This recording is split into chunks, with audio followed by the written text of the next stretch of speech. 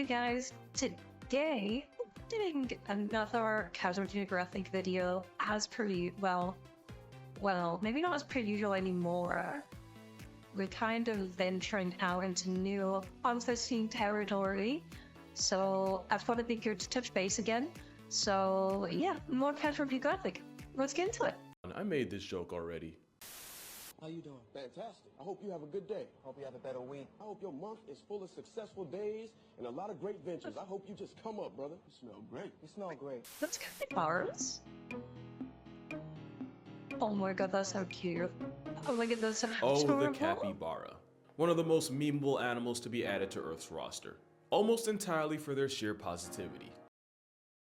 So, I know nothing about these things. I don't even know what species they are. I guess they're mammals with fur, but like I have no idea what they are. I know nothing about capybaras. So this is all fucking brand new to me. And it's not like that fake positivity from animals like dolphins or performative activists on TikTok. Capybaras are legitimately unproblematic, almost too much for their own good. The thing is, they have no reason to be like this. In fact, they have every excuse to be the exact 180. But first, let's talk about what this aquatic stress ball is. It's a rodent, and pretty much a plus-size guinea pig since that's their closest relative, even though they're like 60 times heavier. No, game over, game over, game over, they're a rodent. Ah, damn, here I was again going hopeful to fall in love with another animal. It's a rodent, it's game over, it's game over.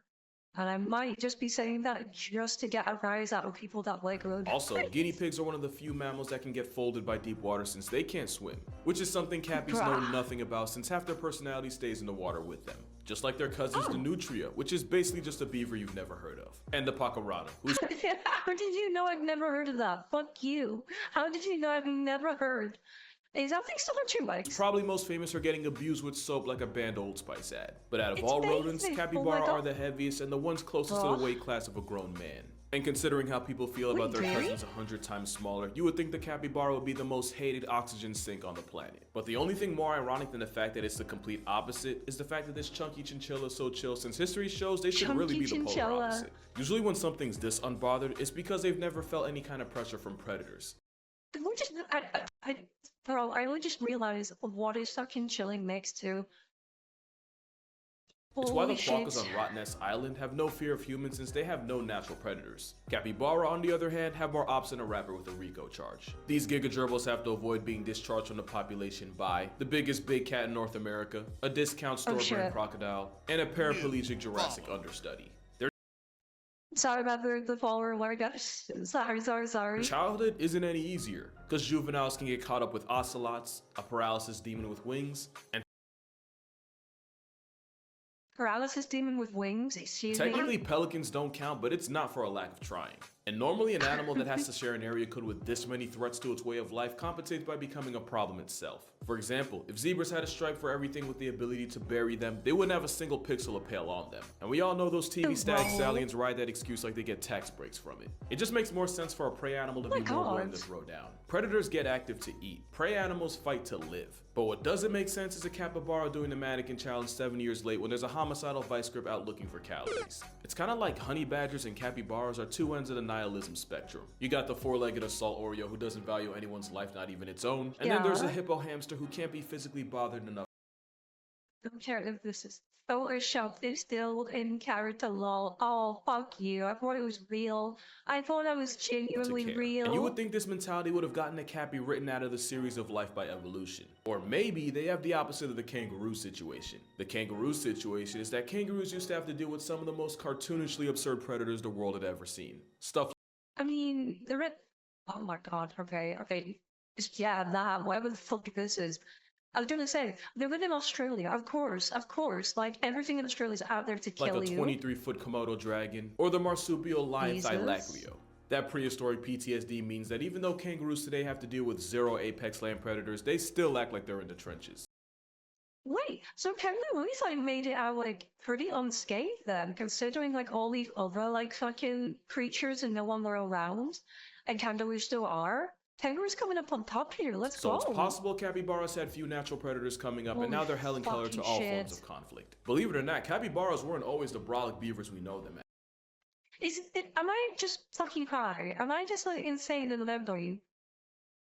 Are capybaras really like okay to just walk around crocodiles like that? Like holy fuck! Their ancestors were actually small rodents that evolved from Africa about 80 million years ago. Being small was lit because one, it's a whole lot easier to hide, and number two, eventually you get so small that putting you on a plane isn't worth the energy it would take to catch you. And when their ancestors pulled up to South America 40 million years later, they showed up to an area with few natural predators and plenty of food in the forms of the grasses they like to eat. Scientists now say that it was the lack of predatory pressure that allowed this plus-size rabbit pig to grow to the size it is today. That and apparently capybaras have a special form of insulin that's actually better at getting cells. Though I am diabetes through no fault of my own, I might add. The mention of insulin immediately like triggered my fucking brain. I heard the word insulin and I'm like, what, where? Divide and grow. In non-AP biology terms, because I never took that class, this meant that cappies were able to exceed their weight limits without also increasing their chances of getting clapped by cancer. But of course, nature always catches up, and it wasn't like the capybara was tanky enough to disregard danger like manatees are. And in a messed up Uno reverse, becoming a... Oh my god, that's horrible. And also, are manatees just like that show? They don't care. Mighty Mouse meant the capybara was now much more attractive to predators than it would have been if it would have stayed the same size pre-bulk. So it's pretty much like cappies today have to pay for how good their ancestors had it. Like Gen Z. It's also possible that the That's fucked. That's so fucked up. That is so fucked up because their ancestors had such an easy time and they were just allowed to just develop and get bigger. And now the modern day capybaras are fucking suffering for that. Capybara isn't as easygoing as memes wants you to think it is. They live in groups, and each group has a dominant alpha male who gets the most food and female validation, which can lead to a lot of infighting in the Cappy clan. And no matter how hard the alpha male tries to flex, there's always going to be a few subordinates that get it in behind his back with his women. So even though the dominant alpha male lays more pipe than any single subordinate, a majority of the plumbing actually comes from the subordinates as a whole. The females also get a say in the matter too, mostly because if a female ain't feeling a certain male, she dubs him by nosediving into the nearest body of water, where she can hold her breath for up to 5 minutes. There's actually a lot of drama in the Cappy community if you pay attention long enough. It's definitely not like bonobos, who seem to have all social structure figured out, albeit for R-rated, definitely not safe for work reasons. That still doesn't explain why capybaras are so chill around animals not even in the same species. Like take Cheesecake, for example. Cheesecake was a capybara who was rescued and sent to... The fuck kind of name is Cheesecake? Excuse you? Some people shouldn't be allowed to name animals, I'm just saying, live in a refuge for neglected and abused animals. But since she was only a baby at the time, she spent a lot of time living with the sanctuary's founder alongside her many dogs. And in typical Cappy fashion, Cheesecake became one of the dogs, eating, sleeping, playing, and pretty much doing everything else in between with them. Eventually, she would be promoted to the de facto foster mom for any abandoned puppies coming through the sanctuary. She would regularly adopt a family of abandoned puppies and raise them like her own blood. She would even discipline her pups if they ever got too out of line. Cheesecake was basically a Mother Teresa for terriers and any other orphan pups. Those weren't the only animals she adopted in her time, but there's actually a really good reason. No, go back to the puppies. I don't care about the other animals. Go back to the puppies. Puppies are better. Puppies are the best thing on the planet. Go back to puppies. Capybaras are the best rodents to leave your children with, and why they're the polar opposite of Chuck E. Cheese. Something about that cheddar feed never really sat right with me. Capybaras do this thing called alloparenting, where the adults take turns watching over the babies in a group in this kind of like revolving daycare system. They'll even go as far as nursing pups that aren't even theirs. Pray for bro on the left. He's going through some stuff none of us can comprehend right now. The benefit is that in a jungle full of eat, pray for bro on the left. That one on the left there, he's going through shit. He's seeing things. He's thinking about his 5-year strategy, okay? He's not doing this crunch shit. He's planning ahead. He's a thinker. He's a doer. None of us can comprehend right now. The benefit is that in a jungle full of EDP-sized threats to minors, this actually increases the Cappy pup's chances of actually surviving long enough to celebrate their birthday. But it also means that Cheesecake wasn't just a stepmother. She was the mother that stepped up. Also, I just want to say that the same sanctuary would end up getting another capybara named Cobbler, and now Cheesecake and Cobbler are homies. These people need to stop naming animals. And they need to stop naming animals. And I feel like we should just take some time to appreciate that. Another thing to appreciate is that plenty of other animals like monkeys or painted dogs do the whole alloparenting thing, but cappies are the only rodents that do it. What? Well, actually, technically not really. Turns out red squirrels will adopt orphans as long as they're somewhat closely enough related to them. But that's not the same as having a built-in nursery system in the group. So it seems that being naturally social, being as swole as they are, and having literal stepmother software in I'm sorry, that was a is that being thick, naturally social, being as that is a thick boy right there. That is one chunky motherfucker right there. Look at him. Look at him. Look at this fucker's face. There's nothing going on in there. There's nothing. This is peak head empty right here. Just thick, swole, just head empty, brain off energy right here. This is what I strive to be like, just head empty, just I have no care in the world. swole as they are, and having literal stepmother software in their system is what makes this He-Man hamster what it is. Capybaras got so much clout that even though they're truly native to South America, they have a pretty sizable fan base all over, but especially in Japan. Why Japan? Well, it all started in the Evolutionary Zoo in 1980.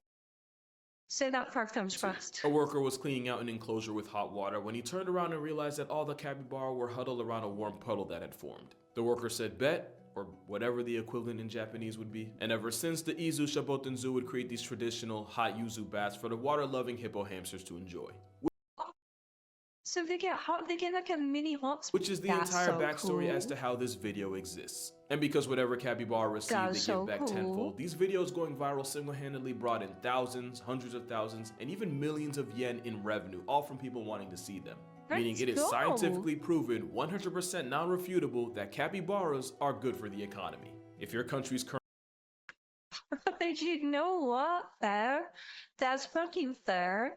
Also, it seems like a fucking sweet deal. They just get to sit around in a hot spring all day. in a recession, think to the last time you saw a capybara hot tub party. If you can't remember, then I think you found your problem. We don't need stimulus checks. We need more happy cabbies per capita. That's why there are entire websites dedicated to finding the closest capybara in your area. What the fuck? Why? What the fuck? What?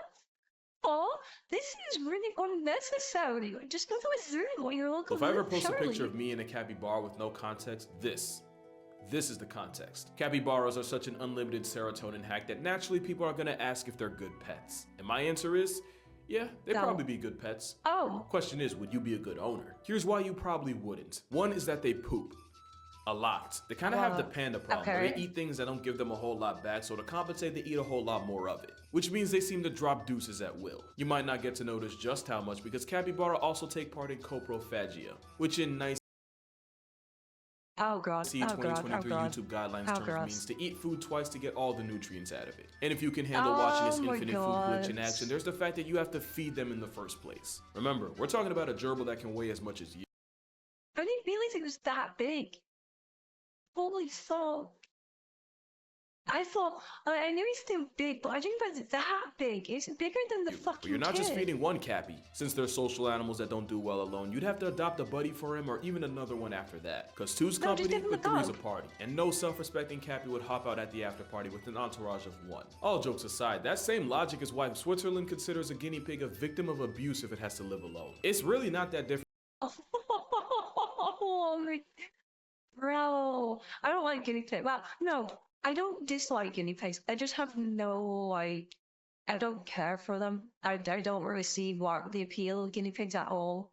I never had one as a kid. I never wanted one. I always had dogs, you know, a real pet. But like, that's very, very sweet that like they consider abuse if you only get one of them because they need a friend. Guinea pig. Guinea pig is such a good word. Yeah, bro, you should have. That's such a good word, guinea pig. Could we rename these instead of capybara, which, you know, fine, I guess, but a guinea pig. These things are called guinea pigs. Also the fact that since half their life involves water, you're gonna have 24-hour access to anything the capybara can at least wade in. And before you say bathtub, just remember that most of their backdoor business happens while they're in the water, so you might want to rethink that. But the best reason why you might want to hold off on adopting a walking coconut, I don't want one. I'm good. I'm happy with my dog. It's still a wild animal. Don't let the memes get it twisted. Despite all the hype, they're still very much capable of inflicting violence when they want to, or when they feel like they need to. And I'm gonna just say, it's real cute until you get it mad and you realize you now have a 150-pound rodent with an overbite coming at you. In fact, in 2005, a capybara in a Japanese zoo murked a spider monkey that was standing in its pool by grabbing it by the neck. So if you're considering adopting a biting, pooping, eating machine, you might be better No, off I'm just good. having kids, because only one of them can give you tax credits. Or you can just move to Tigre, Argentina, because the South American city has been taken over. And when I say taken over, I mean that in the most passive way possible. With fires and an unusually cold winter killing their food supply, the Cappy clan seemed to spawn en masse inside the Argentinian gated community. They quite literally pulled up. The upside, What the free fuck? lawn control. They're just there. They're just there chilling. What the fuck? They're just there chilling. The downside is these deer rabbits marrying the problems of the two animals in one package. They destroy gardens and leave behind Hershey kisses, while also becoming a danger to everyone on the road. There have also been reports of capybara running fades with pet dogs, although to be fair, the dogs probably started it. But there is another bright. No, dogs are perfect in every way, okay? The Cappy started it. I'm sorry. The Cappy started it.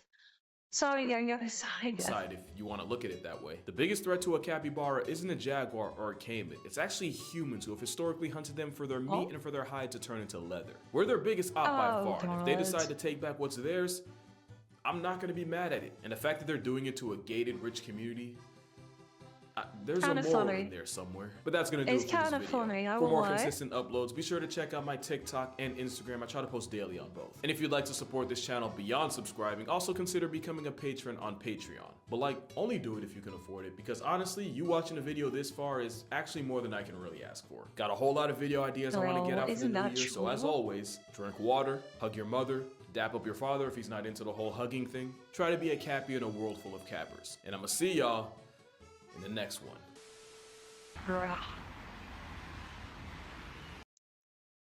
I legit have no idea about capybaras, like at all. Like, I knew nothing other than I'd heard the name and I'd seen them, obviously, but I had no clue what they were. I still wouldn't put them on my favorites, but I don't mind them. I think they're kind of okay. They're kind of just okay. The rodents, so they get like a massive debuff for being a rodent, but they're like on the high end of rodent, I guess. One of these days, once we go through like a shit ton of these, I'm gonna do a fucking tier list of like the best animals, and we'll just go through as like a community and just fucking, well, as a community, I get fucking defensive control. It's my tier list, but like I'm gonna go through like and make a fucking tier list. This is no time soon, but at some point I'd like to make a tier list. But yeah, I hope you liked the video. If you did, leave a like, leave a comment, all that YouTube stuff that I need to start reminding because YouTube keeps yelling at me because I don't do it. So yeah, do all that cringe YouTube things, and I'll see you in the next one, guys. Bye!